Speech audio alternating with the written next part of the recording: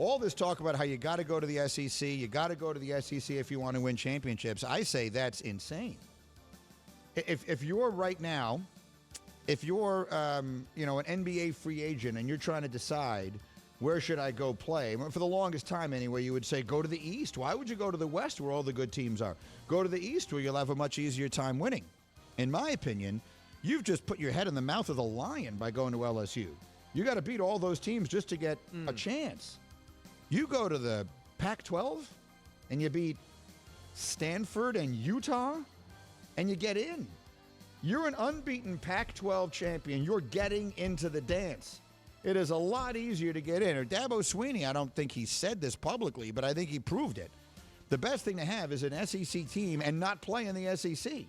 So if you're Lincoln Riley and you can get yourself an outstanding team, a team that could compete in the SEC but doesn't have to, that's by far the best way to win championships. So, to me, the answer is clearly Lincoln Riley. In the meantime, I want to just quickly go through the college scenarios for Sunday because you know they're going to screw Cincinnati if they possibly can. So let's live in a world where Cincinnati beats Houston, okay? If Cincinnati beats Houston, I am as into this year as I can remember being in a very long time. Because I don't know why, but I just find maybe I am every year, and maybe there are just more questions this year than usual.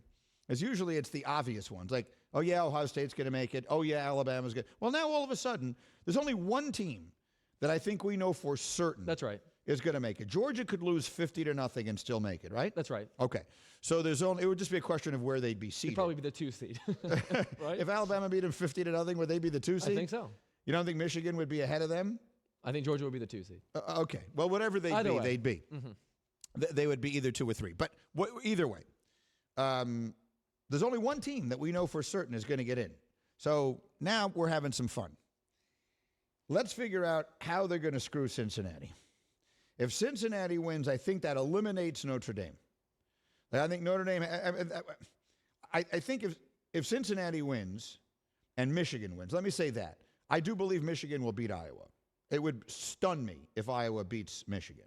Now, maybe Michigan, having come off their Super Bowl and all of that kind of stuff, maybe they lay an egg. But I watched Iowa all year long. They don't have a lot of offense. I mean, they're a good team. I'm not knocking them. They're a good defensive team. They won a lot of games. They're a good team, but they're not great.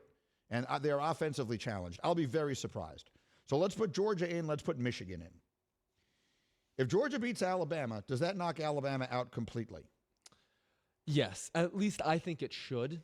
But I think I do agree with you that if there's some scenario in which Alabama wins a close game in which they outplay Georgia, that Lose the committee a close could game, yeah. Excuse me, yes. The committee could justify it, even though I don't think putting in a 2-loss team that didn't win its conference is reasonably fair. I get it, but let's not live in a world that's fair. Let's live in a world where these guys get to decide whatever it is they want to decide.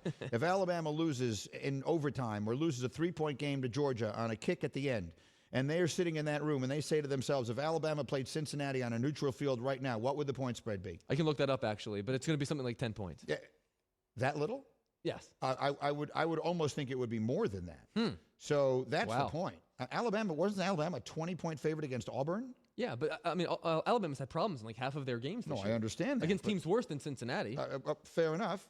One way or another, I think that would be one. And then Oklahoma State, I think, gets in. I actually think Oklahoma controls its destiny more than Cincinnati does. I think Oklahoma State, if they beat Baylor, Baylor is 9 in the country right now.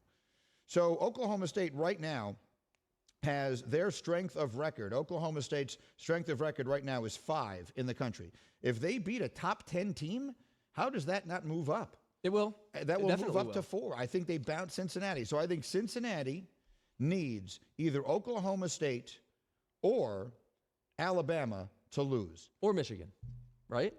Okay, or Michigan. One of those 3. They need at least one of those 3 to lose. So you think 1-loss Oklahoma State jumps undefeated Cincinnati? I will make you any wager you want that happens. Okay. You want to make a little bet on that? I think yes.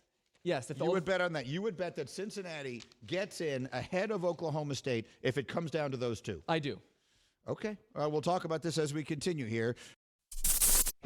Thank you for watching ESPN on YouTube. For live streaming sports and premium content, subscribe to ESPN+.